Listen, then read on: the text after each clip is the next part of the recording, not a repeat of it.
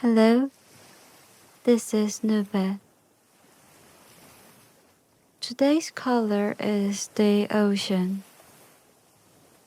I found something interesting on my very small but precious my channel.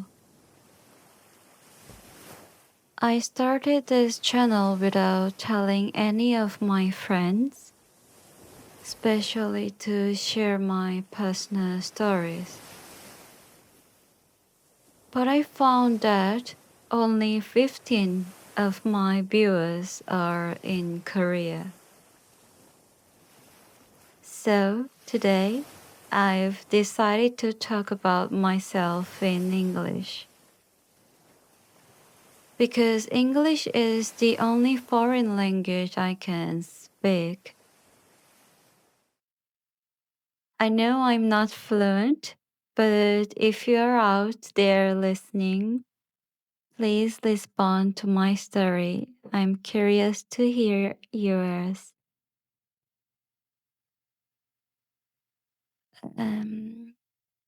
Actually, I'm a PhD student.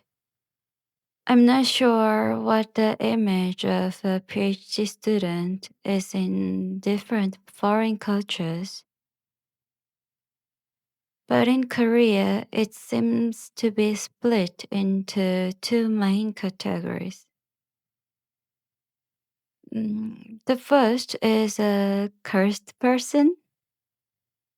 The second is someone who just plays and eats. I know these are very conflicting images. In other words, the first means someone who brings hardship upon themselves, and the second is the impression of a scholar who doesn't engage in productive activities. Of course, this is under the premise of being a full-time PhD student, and it's just my personal opinion.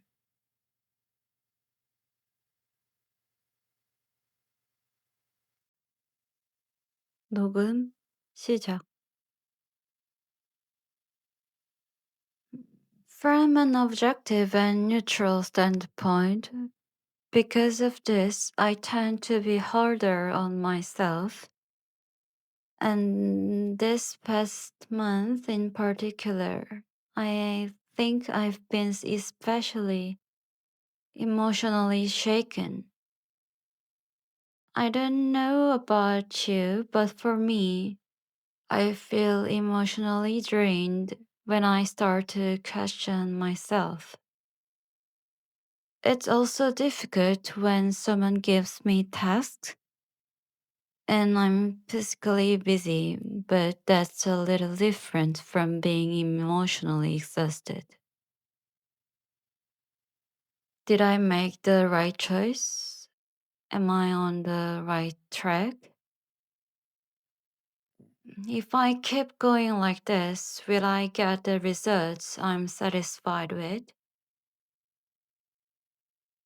One thought leads to another and anxiety feels obsession.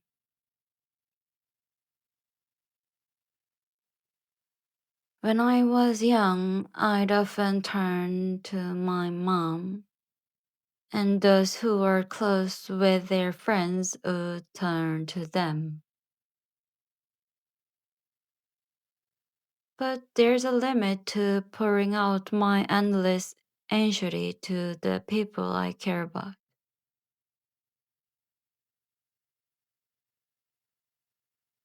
Just as a side note, do you know what the danger alarm was that I found recently after trying to then deny I was struggling? Psychologists say we should notice the signs of burnout not just from those around us, but also from ourselves.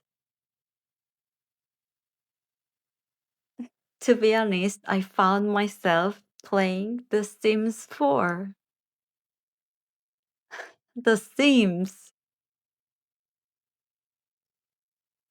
I think this is a secret I could never tell anyone. Over 5 years ago, I think I was playing The Sims 2 or 3, and I found myself playing The Sims 4 now. What I'm trying to say is that because the journey of a PhD has a goal that feels so distant, a virtual world like Sims 4 is where I retreat when my mind isn't healthy. It's a world, as you know, where you graduate college in a week, fall in love in a day, and have a baby in 3 days. Oh, yeah, of course, if you play The Sims in moderation, it's a fantastic game. I decided I needed to get a grip and return to the real world, and I suddenly wanted to see the ocean. I don't know what your culture is like if you're watching this video, but in Korean culture, and for me personally, when my mind feels blocked, I go to the ocean. If I just sit and listen to the sound of the waves crashing on the endless horizon, the worries I have right now seems insignificant, and I feel like this time will pass soon. The only problem is that even in this small country, it's quite a long way from Seoul to the sea. But that's real a matter of willpower, I know. I guess I need more emotional strength. So, I've accomplished one thing on my to-do list for this semester. Now I uploaded another YouTube video after a month. A video that no one seems to watch. And I'll go see the ocean soon. I promise to myself. And I'll stop being addicted to The Sims 4. There are only 4 months left in 2025. Shall we each make a promise to ourselves, just like me? Yeah. Let's meet again. See you soon. This is New Veg.